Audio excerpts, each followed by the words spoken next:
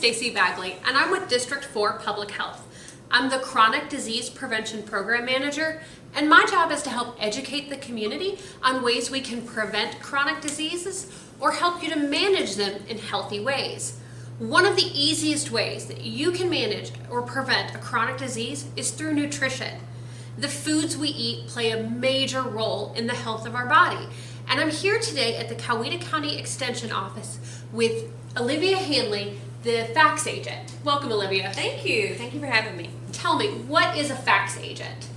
FACS stands for Family and Consumer Science. So I am able to address most issues with your family and health, nutrition, wellness, financial health and Wow, just across the board. That's amazing. It sounds like you've been through a ton of training. Where did you get that from?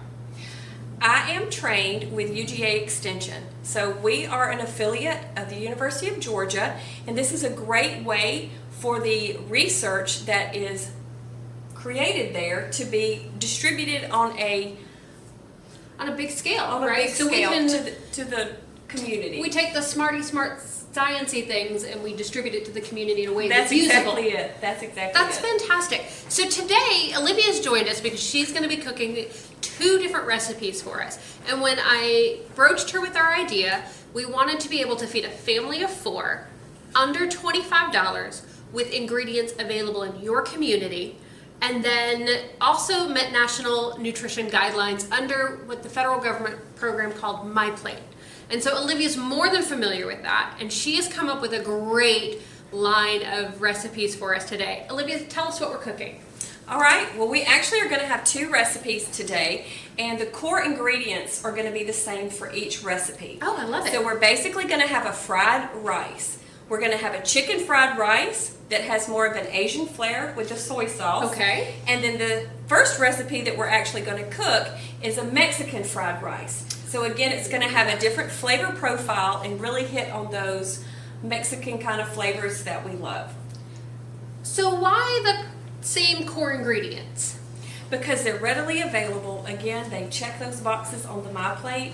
Super easy to prepare for those of us that don't have a lot of time. Super affordable for those of us that may not have a lot of money. Okay. And they feed lots of people. They're very filling, very nutritious, and they're actually recipes that I enjoy at my house with my family. Perfect. Sounds great. All right. Thank you, Olivia, for all of that. So now we're ready to cook. Yeah, let's get cooking. Let's go. So we're making the Mexican fried rice. So the first thing that we're going to do, Stacy, is we're going to take our ground beef. Now you can certainly substitute this out with ground turkey, ground chicken, pork. Okay. Any other protein would go great in this dish, but today we're going to use this. Now I have an 80% lean. Again, the higher amount of lean it is, the less fat it's going to have, the better it's going to be for you. But Okay. sometimes it also means it's more expensive. Absolutely. So again, you're going to have to weigh those things out and decide what's best for you. But this is what we're going to use today. Okay. Now I'm going to add this to my pan. And I have clean hands. I've already washed them once, but I'm going to add my ground beef to my pan and my onion. Now, I want to make sure once I've done this that I take a minute and I go wash my hands, because I don't want any of the meat or The liquids from any the of meat. the liquids to touch any other ingredient. We want to make sure that we keep this nice, clean, and sanitized. I love it. All right, so we're done with our meat and onions. We have What's browned next? our meat, and it's thoroughly browned, and then I let it go like another minute just to make sure it's thoroughly cooked. You don't ever want to undercook ground beef. Right. That's very dangerous. So it's thoroughly cooked, and so now we're going to drain it and rinse it Okay. to get any of the extra fat that we don't need off of it. And because we haven't seasoned it, we're not losing any flavoring right now. No, we haven't added any salt or pepper or seasoning. We're Okay. going to do that in a few minutes with the other ingredients that we add. And also, if you see, I'm draining the meat into a bowl. I don't want to do this in my sink because all of this fat can go down into my plumbing and it can cause issues later. So I want to make sure that I drain it into a bowl. I'm going to rinse it, and then what's left in the bowl, I'm going to put some paper towels in it. Okay. Let it set for a while until it's not hot, and then I'll just put it in the trash can. Perfect. Sounds great. Add a bag of corn. And would you grab the half a cup of water? What we want to do is allow the corn to just start to cook. Again, we want to heat it through and cook it, but not overcook it. So I'm going to stir that in to my ground beef and onions. Let it heat through. And if you'll go ahead and open the next cans, we're going to add a can of black beans. And the beans has no salt added, so there's no need to drain or rinse. I'm going to leave the liquid with the beans. It adds a thickening agent to the pot.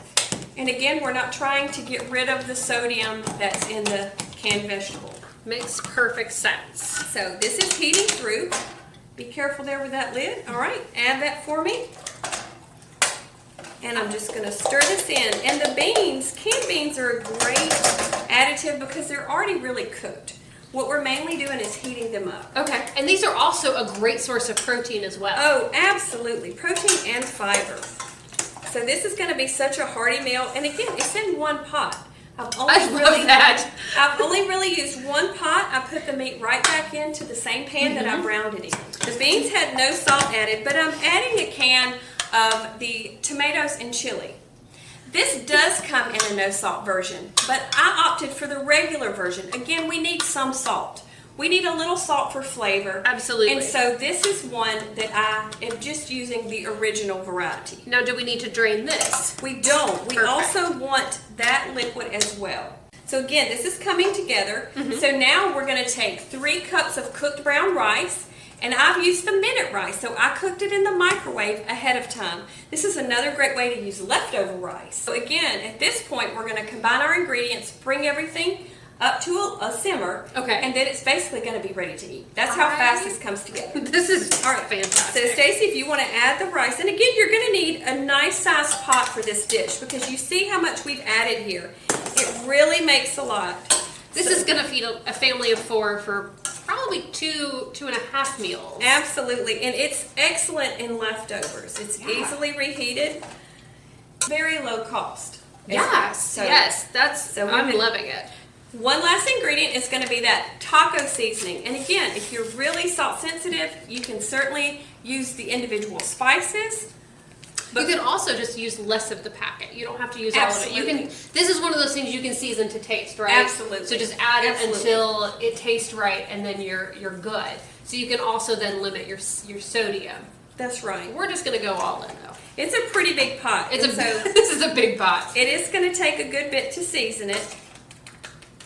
I made this and I found that it wasn't quite had the kick that I wanted it. I don't necessarily have to add another packet of taco seasoning. I can just add another teaspoon of the chili powder or maybe some garlic powder. Oh yeah, some cumin, some red chili flakes or red pepper flakes. Absolutely, all of that would definitely amp up the flavor profile. Yeah, for sure. I love it. That is a really creative way to add flavor.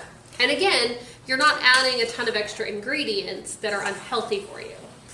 No, absolutely not. And if we refer to the My Plate, we have our protein, we have our vegetables, at least 2 servings in here, and our brown rice. Perfect. So that's our fiber, our protein. That's a whole meal there. So one easy thing to remember when you're looking at nutrition and your meal portions, your protein needs to be the size roughly of the palm of your hand.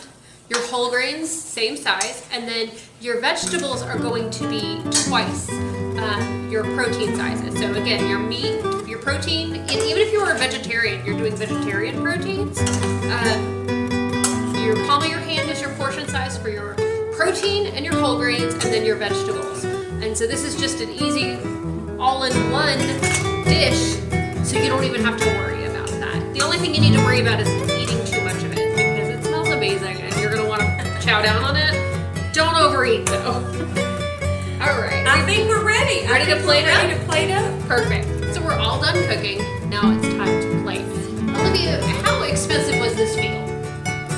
Stacey, this was super affordable. The basic ingredients were around $16.